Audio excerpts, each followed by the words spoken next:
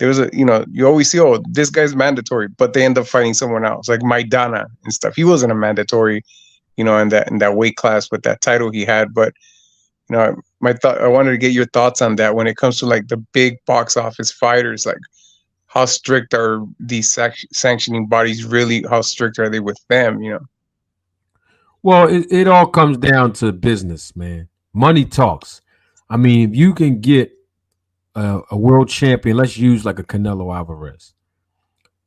If you can get a world champion like a Canelo Alvarez who is defending a title from your sanctioning body, if you can get him to pay you 3% of his purse to fight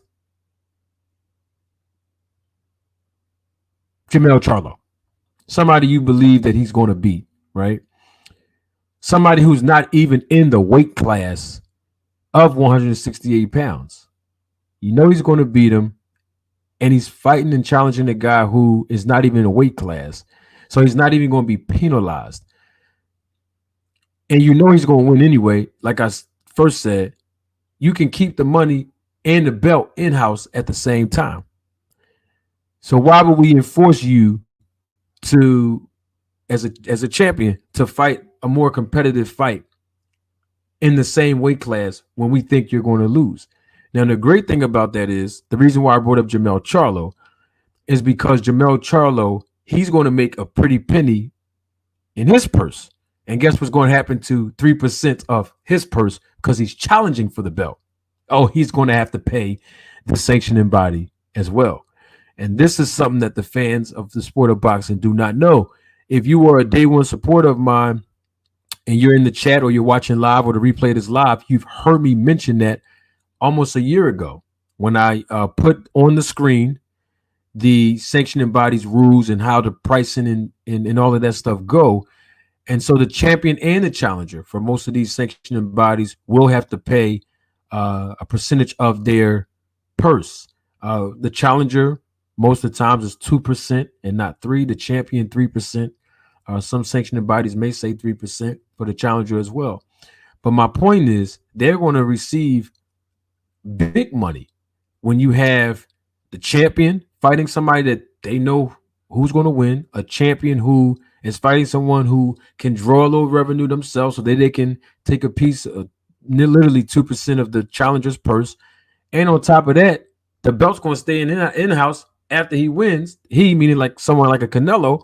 So now we could be assured that when he wins this fight, he's going to be the champion anyway. So now we can secure another payday moving forward in his next fight.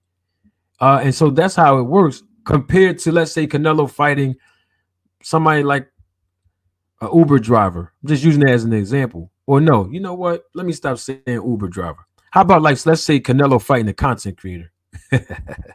Some content creators, they can't fight. But anyway, so let's say Canelo fighting a content creator, right?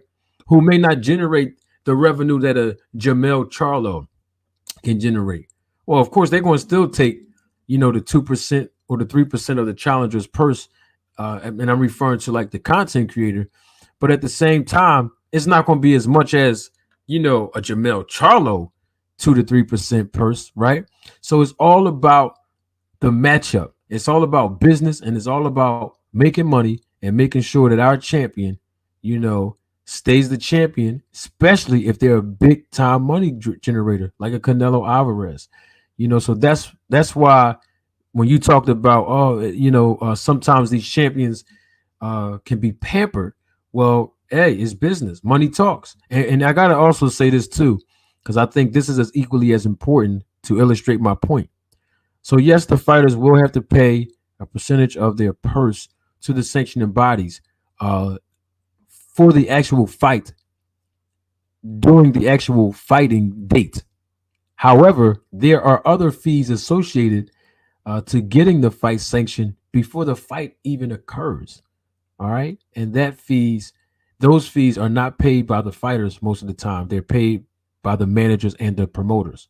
So the sanctioning bodies are making money way before the fighters even step in the ring, just to even secure the sanction of that fight and just to even attend the fight to sanction it. There's fees associated to that. And I will teach everybody about that with regards to the business of boxing at a later time. But I think you understand my point. Did I answer your question, Juice? Yeah, thank you. I appreciate that. I kind of had heard a little bit about how that works, but that was obviously more in detail. So do you think that Crawford should vacate the 147 and just fight at 154? Obviously, that's probably where the Spence fight rematch will take place. Obviously there's more. Charlo's another option there for him to fight, since it's really unlikely for him to fight Canelo. Yeah, absolutely. Absolutely. If Crawford's not going to fight Jerron Boots Ennis at 147 pounds, he needs to vacate those titles immediately. He's already made history. So it's really, honestly, keep it 100, it's really no point of even defending him. For real, for real. You're just holding him hostage at this point. There's no point of defending him. You're going to pay 3% times 3% times 3% times 3% for each sanctioning body because you have all four belts. Why? Because that's what's going to happen. Crawford's going to have to pay those percentages to the sanctioning bodies when he defend the title. Why do that when you can save 12% of your purse and just vacate the titles and just move up to 154 and fight Spence in a rematch? I mean, because that's the most lucrative fight that Crawford's going to get paid the most. The most lucrative fight he's going to get paid the most is fighting Spence and fight him at 154. I mean, fighting Spence at 147 still does no justice. What's the point of fighting him at 147? Why? So the title's going to be on the line again, and you're going to still, once again, pay 12% of your purse. Why?